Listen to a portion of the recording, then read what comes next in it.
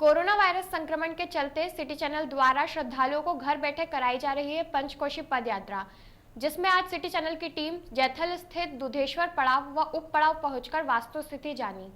अंबोदिया के बिल्केश्वर महादेव के पूजन अभिषेक के पश्चात सिटी चैनल की टीम यहां से 21 किलोमीटर दूर उप पड़ाव कालियादेव पहुंची।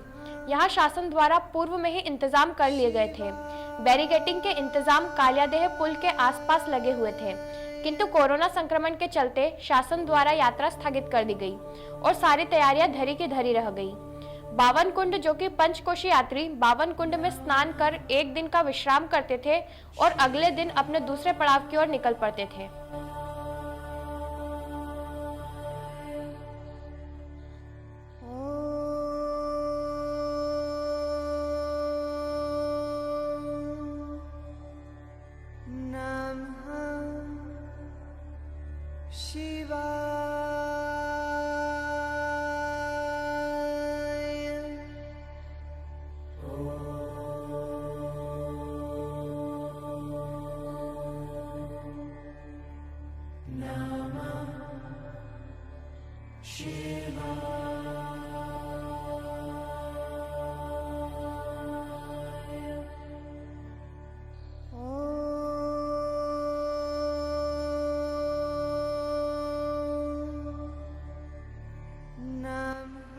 नमस्कार, मैं हूं दीपिका राठौर। अब वैशाख मास लग चुका है और वैशाख मास में जो सबसे महत्वपूर्ण दिन होते हैं वो पंचकोशी यात्रा के होते हैं, लेकिन कोरोना संक्रमण के चलते पंचकोशी यात्रा प्रशासन द्वारा स्थगित कर दी है।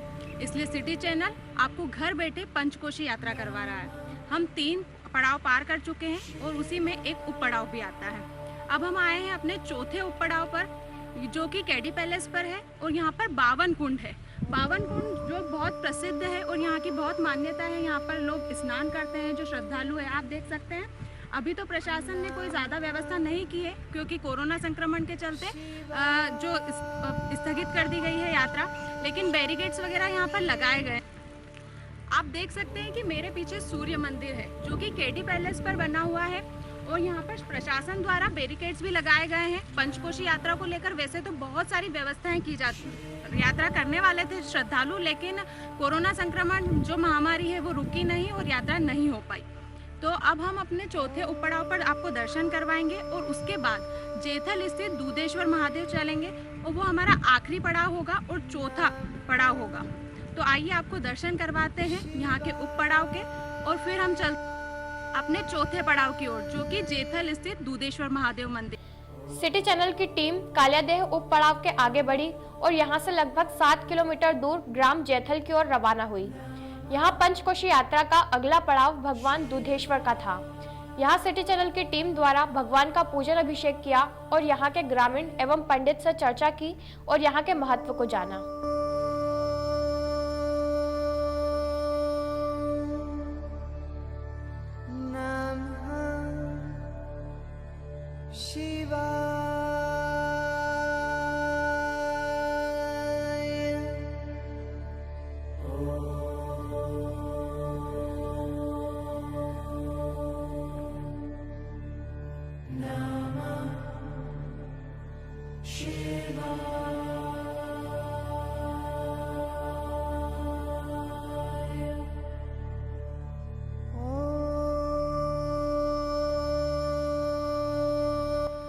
पंचकोशी यात्रा में 4 द्वारपालों के दर्शन की मान्यता है और वो जो 4 द्वारपाल है, सबसे पहले पिंगलेश्वर महादेव, उसके बाद बिल्केश्वर महादेव और फिर कायावरुणेश्वर महादेव के बाद आते हैं जैथल गांव स्थित दुधेश्वर महादेव। तो हम भी आ चुके हैं दुधेश्वर महादेव स्थित। सिटी चैनल आपको घर बैठे पंचकोशी यात्रा करवा रहा है, क्योंकि अभी प्रशासन ने कोरोना संक्रमण के चलते ये यात्रा स्थगित कर दी है। तो हम पहुंच चुके हैं जैथल गांव स्थित दुधेश्वर महादेव।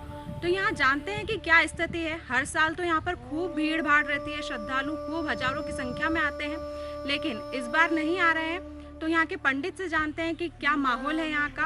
आप खुद देख सकते हैं कि यहाँ पर कोई भी एक भी श्रद्धालु आपको नहीं दिखाई दे रहा है। सिर्फ जो पंडित है वो पूजन अर्चन करने के लिए आते हैं। तो आइए जानते हैं दुधेश्वर महादेव की। स्कंद पुराण के अनुसार रघुकुल के राजा परीक्षित एक बार जब शिकार को गए तब रास्ते में एक सरोवर के निकट उनकी भेंट एक अति सुंदर रमणी से हुई।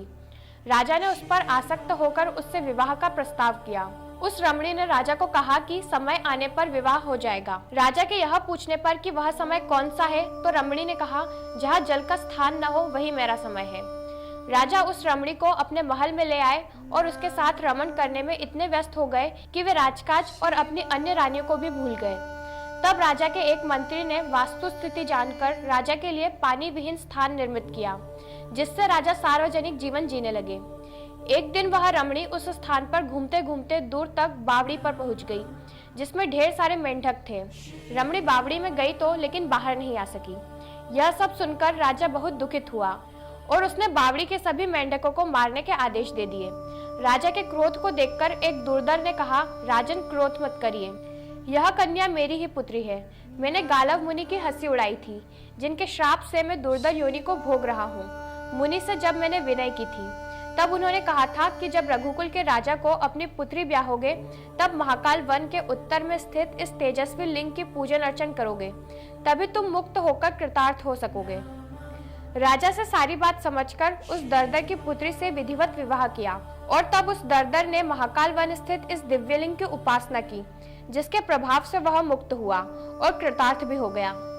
उज्जैनी के 84 महादेवों की यह यात्रा अत्यंत ही पुण्यप्रद है तथा श्रद्धालुओं द्वारा वैशाख, कार्तिक तथा पुरुषोत्तम माह के अलावा श्रावण माह में भी की जाती है।